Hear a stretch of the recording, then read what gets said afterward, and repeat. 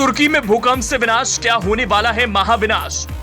भारत के बाद तुर्की में फटी जमीन, पृथ्वी के बचे हैं कुछ दिन। धरती के अंत की शुरुआत, बिगड़ते जा रहे हैं हालात। भूकंप आएगा, हिलेगी जमीन, धरती फट जाएगी, मिट जाएगा चिन्ह।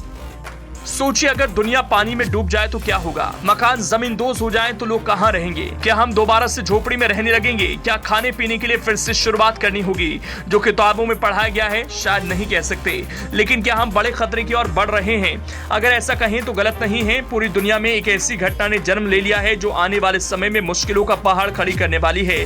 हम देख तो रहे हैं लेकिन अभी भी नजरअंदाज कर रहे हैं। महाविनाश की कहानियां सुन सुन के ऐसा लगता है कि ये सच हो सकता है, वो सच हो सकता है, लेकिन जो सच हो रहा है हम उसे ही नजरअंदाज कर रहे हैं। आखिर दुनिया में हो क्या रहा है।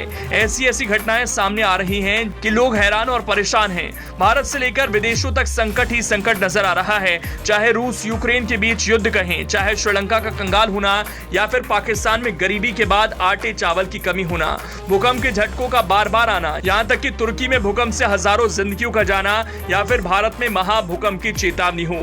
एक तरफ जलवायु परिवर्तन चिंता का विषय है तो दूसरी तरफ जमीनों का धंसना कहीं बड़े खतरे के संकेत दे रहा है। ऊपर से समय से पहले गर्मी आ जा रही है तो बारिश कोसों दूर है। इन सब के बीच एक ऐसा मामला सामने आया जो हैरान करने वाला है। तुर्की से ऐसी तस्वीर सामने आई जो भारत में महीनों पहले आ चुकी है, लेकिन फिर भी मामले को गंभीरता से नहीं लिया जा रहा। तुर्की में भूकंप के बाद एक सैटेलाइट तस्वीर सामने आई है। इस तस्वीर में वही दिख रहा है जो उत्तराखंड के जोशीमठ में दिख रहा है, जमीन का धंसना या कहें तो फट जाना। तुर्की में भूकंप के बाद से तबाही मची हुई है, लेकिन अब जो हो रहा है उसका समाधान कैसे निकलेगा ये समझ नहीं आ रहा। अगर ऐसा ही चलता रहा तो वो दिन दूर नहीं जब जमीन धंसने का सिलसिला पूरी दुनिया में फैल जाएगा।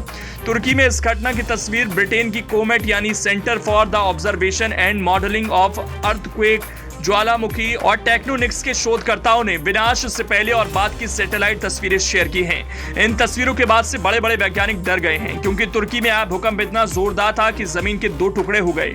धरती ऐसी फटी कि 600 से ज्यादा गहरी फीट की खाई बन गई। इस खाई की गहराई सिर्फ अनुमानित है, पता नहीं कितने नीचे तक जमीन 2 टुकड़ों में हुई होगी। सैटेलाइट तस्वीरें साझा करने वाली कंपनी कॉमेट ने कहा कि भूकंप जितना बड़ा होगा फॉल्ट उतना ही बड़ा होगा। ये भूकंप फॉल्ट महाद्वीपों पर रिकॉर्ड में सबसे लंबा है और ऐसा होना भी बहुत असामान्य है।